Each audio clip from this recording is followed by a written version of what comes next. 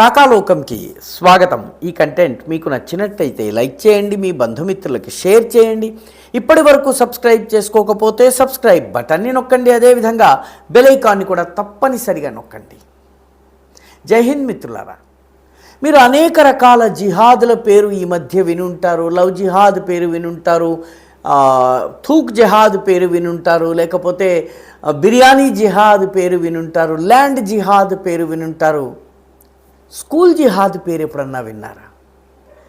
మహారాష్ట్రకు చెందిన, ముఖ్యంగా ముంబై నగరానికి చెందినటువంటి సీనియర్ బీజేపీ నాయకుడు కిరీట్ సోమయ్య స్కూల్ జిహాద్ గురించి ప్రస్తావించారు. స్కూల్ జిహాద్ గురించి ఏకంగా ఆయన ప్రెస్ మీట్ పెట్టి వివరించారు. స్కూల్ జిహాద్ అంటే ఏమిటి? చాలా విలువైనటువంటి భూమిని కబ్జా చేయటం కోసం ఖాళీగా ఉన్నటువంటి భూమిలో ఒక స్కూల్ని కట్టడము, వీలైనంత త్వరగా స్కూల్ కట్టి ఆ స్కూల్కి ఒక బోర్డు పెట్టడము, దాన్ని ఉర్దూ మీడియం స్కూల్గా మార్చేయటము, ఆ స్కూల్లో నెమ్మదిగా ఆకుపచ్చ జెండాలు కట్టేయటము, ఆ తరువాత నెమ్మదిగా స్కూల్కి అటాచ్డ్గా ఒక మసీదు నిర్మాణం చేయటం. ఈ రకంగా నిర్మాణం చేసిన తర్వాత స్థానిక అధికారులు అక్కడికి రారు, ఆ తర్వాత రాజకీయ నాయకులు అక్కడికి రారు. నెమ్మదిగా ఆ చుట్టుపక్కల భూమిలో కాలనీలు వెలుస్తాయి. కాలనీస్ వెలిసిన తర్వాత ఆ కాలనీస్లో బంగ్లాదేశ్ నుంచి వచ్చినటువంటి జనాభాని అద్దెలకు దింపుతారు.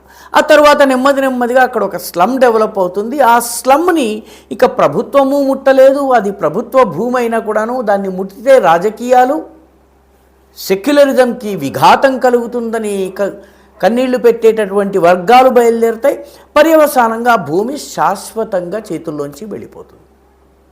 దీన్ని ఆయన స్కూల్ జిహాద్ అని పేరు పెట్టారు. ఒక్క ముంబై నగరంలోనే ఇటువంటి 164 చోట్ల ల్యాండ్ కబ్జాకి గురైందని చెప్పి ఆయన చెప్తున్నారు.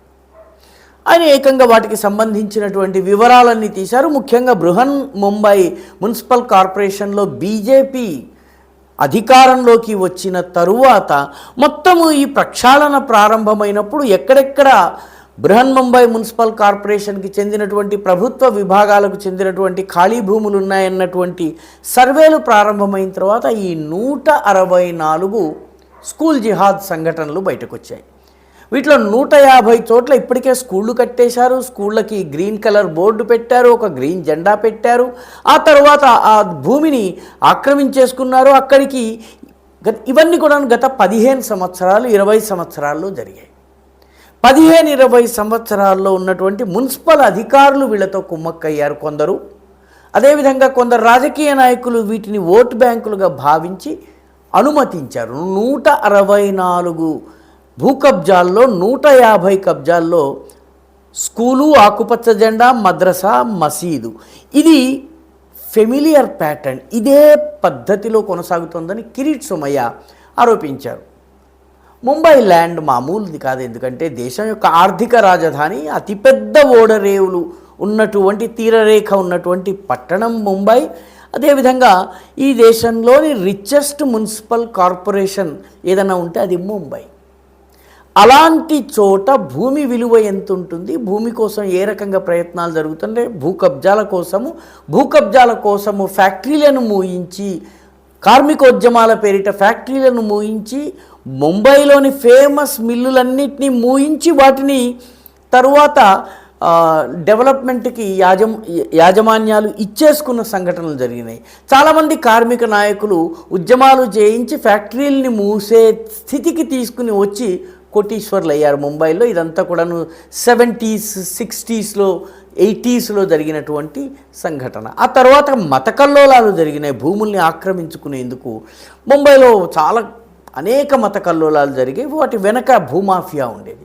ఇప్పుడు తాజాగా ఈ స్కూల్ మాఫియా వచ్చిందని చెప్పి ఆయన ఆరోపిస్తున్నారు. ఈ 150 స్కూళ్ళల్లో ప్రత్యేకంగా కొన్ని ప్లేసెస్లో గోవాండి ప్రాంతంలో 65 ఈ రకమైనటువంటి స్కూల్ జిహాద్ సంఘటనలు జరిగాయని కిరీట్ సోమయ్య అంటున్నారు. మాలాడ్లో 25, కుర్లా లింక్, సముద్ర సీ లింక్ చాలా ముఖ్యమైనది. ఆ కుర్లా ప్రాంతంలో 12 ఈ రకమైనటువంటి స్కూల్ జిహాద్ సంఘటనలు జరిగాయని చెప్పి ఆయన చెప్తున్నారు. వీటన్నిటిలో ఈ భూముల్లో నెమ్మదిగా బంగ్లాదేశ్ నుంచి వచ్చేటటువంటి అక్రమ చొరబాటుదారులని ఏకంగా ఇక్కడికి తీసుకుని రావడము, వాళ్ళకి నకిలీ పత్రాలు తయారు చేయటము, ఆధార పత్రాలు తయారు చేయించటము, వాళ్ళకి పాన్ కార్డులు తయారు చేయించటము, వాళ్ళందరికీ ఇక్కడ సెటిల్ చేయటము, సెటిల్ చేసిన తర్వాత నెమ్మదిగా వాళ్ళని ఓటర్లుగా నమోదు చేయటం. మహారాష్ట్రలో అత్యధిక ఫేక్ ఆధార్ కార్డులు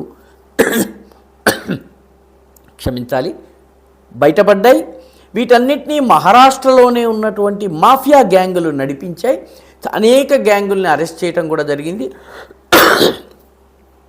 ఇదంతా కూడాను బంగ్లాదేశీ చొరబాటుదారుల కోసం జరుగుతోందని కిరీట్ సోమయ్య ఆరోపించారు.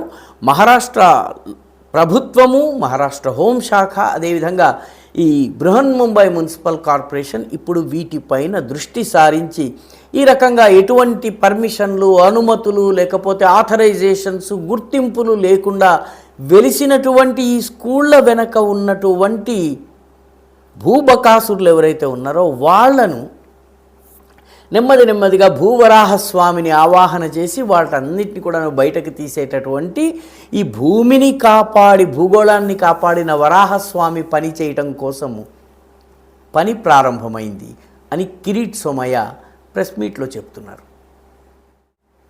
ఈ వీడియో మీకు నచ్చినట్టయితే లైక్ చేయండి, షేర్ చేయండి, ఈ ఛానల్కు సబ్స్క్రైబ్ చేయండి. మీ అభిప్రాయాన్ని కమెంట్ల రూపంలో తప్పనిసరిగా పంపించండి.